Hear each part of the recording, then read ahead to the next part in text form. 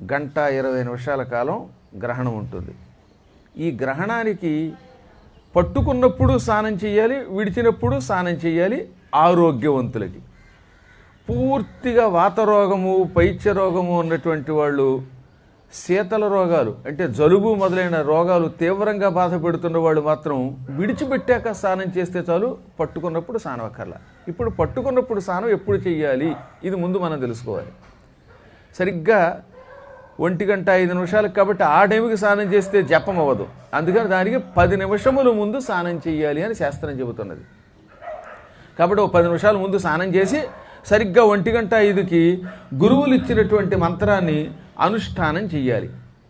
గాయత్రి మంత్రాన్ని ముందుగా చేశాక యథాశక్తిగా తనకి శక్తి ఉన్నంత వరకు 108 సార్లు 11 సార్లు మొత్తం మీద 27 సార్లు చేశాక అప్పుడు మీకు మీ గురువు ఉపదేశించిన మంత్రాన్ని జపం చేయటం మొదలుపెట్టండి. 2:25 దాకా అదంతా సామూహికంగా పైనే జరుగుతుంది గురువుగారి ఆధ్వర్యంలో.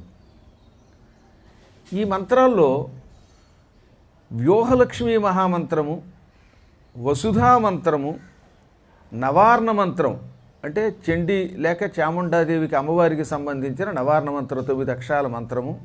ఈ మంత్రములు మరింత శ్రేష్టములైనవి. వీటితో సంబంధం లేకుండా మా జీవితం అంతా గురువు ఇచ్చిన ఒకే ఒక మంత్రాన్ని అనుష్ఠానం చేసుకుంటాం అనుకున్న వాళ్ళు ఆ మంత్రాన్ని యథాశక్తిగా చేసుకుంటూ వెళ్ళిపోండి.